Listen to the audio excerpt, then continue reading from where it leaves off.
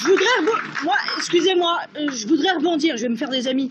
Je voudrais rebondir sur la première des revendications, c'est la destitution. Vous avez eu des courriers pour l'article 68, j'aimerais juste avoir une réponse concernant cet article.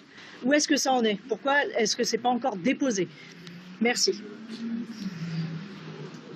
Bon, moi, il me semble le seul député qui s'est trouvé devant l'Élysée pour dire que les gens réclamaient Macron démission. Ouais. C'était à peu près ce qui était demandé sur tous les ronds-points. Maintenant, hein, c'est ça, Macron démission. Eh oui. Maintenant, il faut y aller, il Maintenant, la question se pose, vous savez, c'est un geste symbolique de toute façon. C'est dans quelle mesure, quand vous faites un geste symbolique comme celui-là, vous vous isolez encore plus du reste du corps social avec une fraction qui vous suit, ou bien est-ce que vous êtes l'expression de quelque chose de plus vaste? Moi, ce dont j'essaye d'être la voix, c'est d'un mouvement de masse.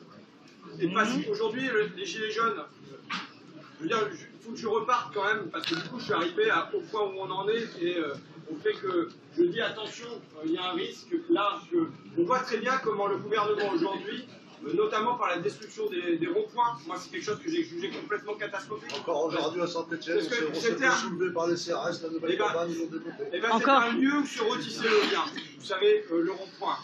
Et maintenant, quand on vient détruire le lieu où se retisse le lien, derrière on ne peut pas dire qu'on va être pour le lien social comme le font tous les ministres, qu'on va être comme pour les philosophes ou les sociologues qu'il s'agit de retisser du lien social et ainsi de suite. Le lieu où se retissait le lien social, ils l'ont détruit. Et moi c'est avec joie que je voyais ça. C'est-à-dire qu'ils ont détruit aussi la forme la plus pacifique des protestations. Se mettre sur un rond-point, construire une cabane, ça a presque un côté naïf et enfantin. Et distribuer des tracts, bloquer de temps en temps, enfin voilà, c'était cette manière-là dont ça se passait. Partager un repas aussi ensemble. Voilà, partager les repas. C'est ça, la fraternité, on l'a récupérée. Voilà. Exactement. Ouais. Tout ça. Mais du coup, l'article... Il détruit ça, et à mon avis, c'est en conscience. C'est-à-dire que les gens qui sont les plus éloignés de la politique, ils vont quitter ça.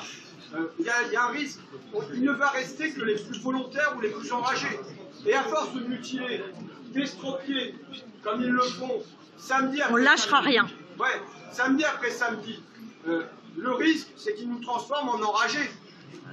Vous voyez ce que je veux dire? C'est ce qui se passera. C'est ce qui se passera s'ils lâchent pas. N'empêche que l'article 68, ça en est où? Le problème que je vois, moi, c'est comment on fait pour rester un mouvement de masse avec des enragés. Vous voyez ce que je veux dire? Tout à fait. Tout à fait d'accord. Et là, il y a une difficulté. Et à la limite, ils veulent nous transformer en enragés. Qu'est-ce qui empêche de reprendre les ronds-points? Moi, je pense qu'il y a une espèce de... Aujourd'hui, il y a une volonté politique claire de plus les laisser, que les CRS, ils interviennent très rapidement, les gardes mobiles et ainsi de suite. On prend des amendes parce qu'on ça ne répond pas. On prend des amendes parce qu'on est sur les ronds-points, on prend des amendes pour ça, on prend des amendes pour ça. On fait quoi? Ah oui, non, mais je vois bien. C'est pour ça que je pose la question primordiale pour moi, elle est comment à un moment on arrive à nouveau à, comme le 17 novembre, à faire que c'est normal. Je veux dire, il y a eu le 17 novembre et puis après ça a un peu diminué. Eh bien, il faut retrouver le 17 novembre et plus que le 17 novembre parce qu'on a montré que c'était fort et qu'il y a les moyens d'amener d'ailleurs. Donc pour répondre à madame, satisfait de la réponse. pour répondre à madame, merci. Pas biaisé. La question c'est, alors que vous pouvez regarder avec une forme de lâcheté, mais comment le risque c'est d'être encore plus isolé que je ne le suis. Vous voyez ce que je veux dire? J'ai pas envie d'être seul. J'ai pas envie d'être seul.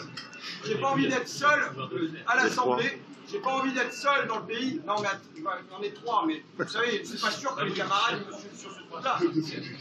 C'est un truc très aventureux. Moi, j'ai posé la question à mon groupe.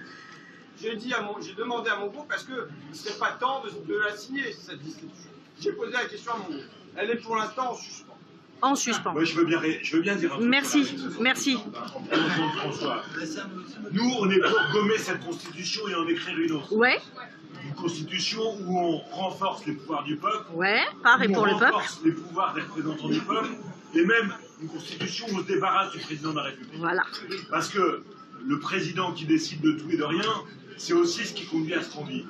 L'article 68, qui a été évoqué par les Gilets jaunes. Entre autres. Parce que, tous les matins, entre autres. Macron, à chaque prise de parole, à chaque humiliation, il nous donne envie de nous vomir. Oh, oui. Et cet article, il est rédigé par ceux qui ont fait en sorte que le président de la République, on ne puisse jamais le destituer. Parce que c'est la haute cour qui décide de ça.